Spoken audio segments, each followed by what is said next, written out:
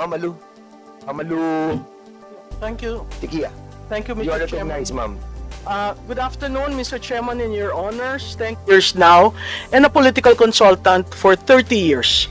I spent my young productive years in the Senate in 1987 to 1989 and in the House of Representatives from 1992 to 1999. I am appearing before you today to honor that institutional tradition. How do I use social media channels? I use it as a platform for commentaries, advocacies, and as alternative classroom to discuss hot-button issues, explaining and making sense of issues to the public. I am not a blogger or a vlogger. I have a personal meta page. I do not have a social media company. I have not been involved with any narco and pogo groups. I am not pro-China. I am pro-Philippines. Having said that, allow me to state for the record that despite not being in a public office, I too am fair game. I have been bashed, bullied, accused of so many things, but when it comes to factual matters, malicious attacks, I choose my legal rights. One, against a lawyer who claimed that I was part of the Marcos Jr. campaign in 2022, and because of my survey results, I got a penthouse in BGC and drives around in a Range Rover. Both were lies. The case is pending. Then a private group in Meta chose to put out in public a photo of so-called DDS Coral with me on the center with a pig snout. Mind you, there were more than 12 persons there, some of whom I do not personally know. I am not DDS, nor am I part of the so-called DDS Coral. When they chose to bring it out of a private group and shared it publicly, it was done maliciously. So again, I filed a case. There was a time also in 2022 when the survey results of my company were maliciously altered. I called the media organization and a person in another political camp, requesting them to correct the matter or else I will avail of my legal rights. Both corrected, the latter even made a public apology. Mr. Chairman, Your Honors, the Constitution begins on page 1 with 3 words, "We the people." And Article 3, Section 4 refers to the Bill of Rights, specifically freedom of speech, freedom of expression or of the press, and freedom of assembly are the bedrocks of democracy. But in politics, as you very well know, truth have various shades. For so long as there is no malice, we should err on the side of freedoms than contain them. Your Honors, contrarian views are protected by such rights. Prior restraint is anathema to democracy. My thoughts in this hearing, number one, please be fair. And I say that because are you inviting critics, bloggers, creators, joiners, collectors, spectators, inactives? Because the 3-second rule really controls social media.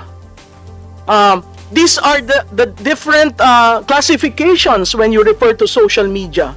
If Congress wants to deal with false narratives, all sides must be present. Number 2, be careful of reported social media strategists who offer politicians, candidates, a plan on increasing followers. Your Honors, Mr. Chairman, followers are not voters. And the staggering costs are so scandalous and borders on being scams. You are being scammed if you follow the dictate of the more followers, the better for campaign. There were reports too where some influencers became guns for hire during campaigns. Number 3, Congress, and I am being, a lot of people are asking me not to say this, but I am sticking my head out here. Congress should ban the use of troll armies.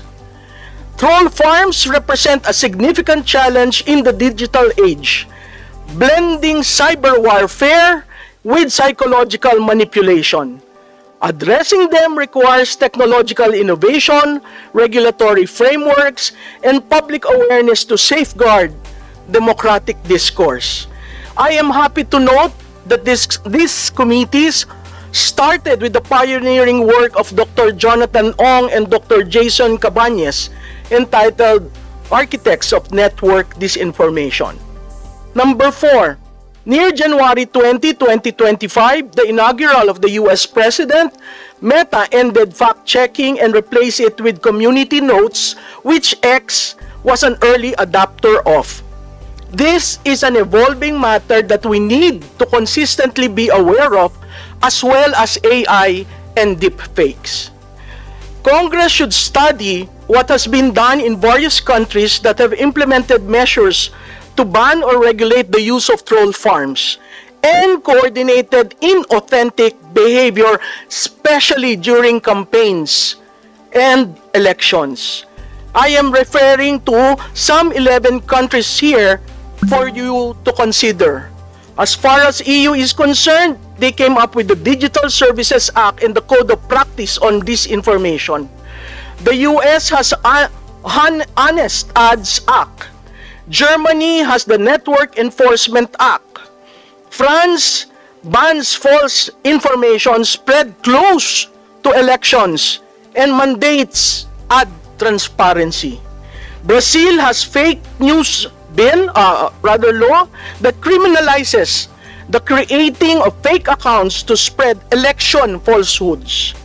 Taiwan recently criminalized foreign interference, including disinformation campaigns, with a fact-checking initiative to counteract troll army activity.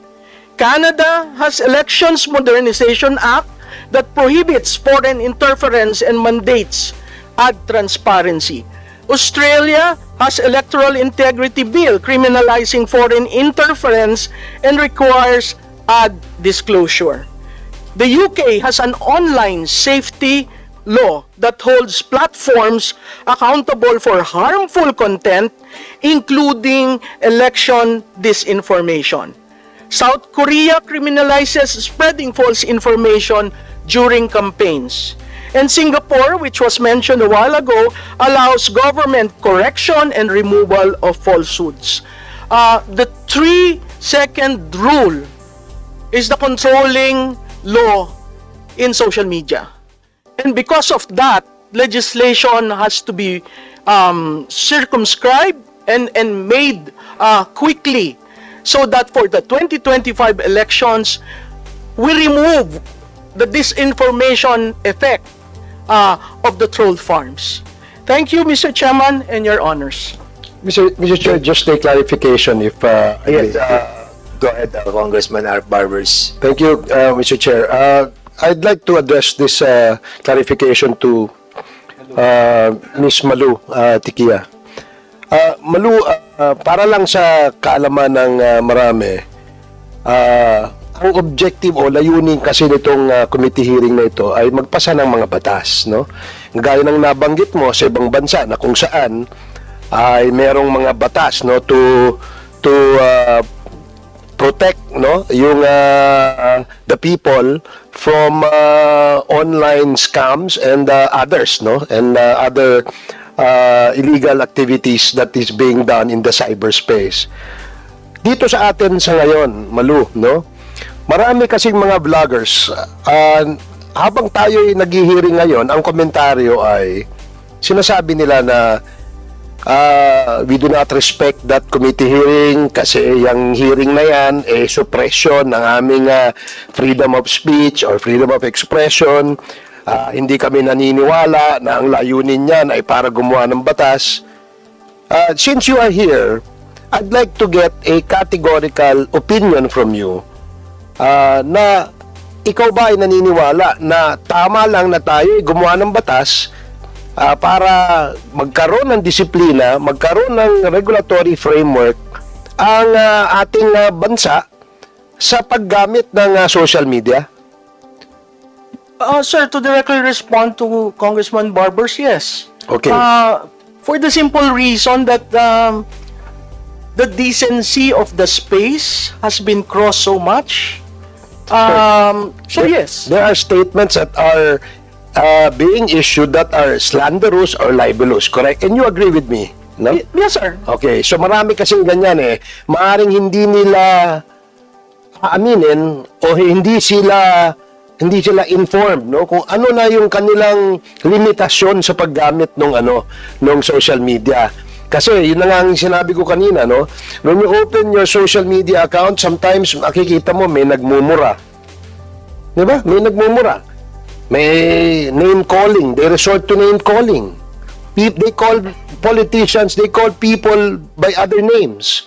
Na insulto nga minsan di ba? Meron naman dyan na nananawagan ng kaguluhan sa bansa. And these are the things that we want to check. Yan po, kaya yung mga nanonood doon ng mga vloggers na walang ginawa, kundi magmura, they've crossed the line of decency doon papunta sa criminal act of being libelous or slanderous. So, yun ang gusto nating linawin. And I'm glad that Professor Malutikia is here to agree with this committee's objective in coming up with this legislation, remedial laws or legislation that can be used by the country, and of course, people will benefit. Tama? Sir, ako lang, kasi ang legislators, you live in a glass house. So part and parcel of your public life are attacks being made. And that's normal. That's normal. But there is also such a thing as contrarian view. Kasi kung papatulan yung opinion yun eh. Ngayon, kung factual, kaya I'm only referring to fake news peddling. Yeah. Yung opinion, they can share, they can express their opinion 24 hours, 7 days a week, 365 days in a year. And no one will stop them from doing that. That's their right. Yes. And we know that and we respect that right. Thank you for that. Diba? Pero kapag you've crossed the line, created a story, created a news that is fake, and you peddled it, diba? Teka muna, may pananagutan tayo sa batas. And you know that, diba? Yes, sir. So, that's very clear. We will not debate and argue about opinions. Yes. Because your opinion is I respect, and my opinion you should also respect. Yes. Diba? Ganun din po, this goes the same to all social media actors or bloggers, so to speak, no? Kasi syempre kayo nandyan sa industry yan, you control the narrative Kasi kayo nandyan dyan, trabaho nyo siguro yan. Perhaps you even make money out of that, no? Especially to those who actually can monetize, no? Yung kanilang ano ba namo-monetize? Yes, sir. That's why I said I am not a blogger or a vlogger, because I do not earn from it. My meta page is my personal page. And to a certain degree, you really have to be responsible for what you say or what you do. Yun lang, sir, siguro sa legislation, really you have to look for a definition on fake news. What is fake news is really something that has to be defined. I absolutely agree with you, and that is why we're consulting and getting opinions from the experts, no? Yung ating members of the academe, like you're a practitioner, and the government agencies, para makagawa po tayo ng batas. Yun lamang po ang ating layunin. So yung mga nagtatago sa likod ng usapin na ito ay curtailment ng freedom of expression o freedom of speech, sila po yung talagang namamayagpag sa pagkalat ng fake news dito sa ating bansa. Mr. Chairman, the fact that I agreed to appear and honor your invitation, and I was given the chance to say what I want to say, I don't think that is curtailment of my right to expression. And you're a perfect example and manifestation that indeed there was no curtailment of freedom of expression and speech in this committee hearing. Yes, Your Honor. Maraming salamat, Malu. Thank you. Thank you, Mr. Chair.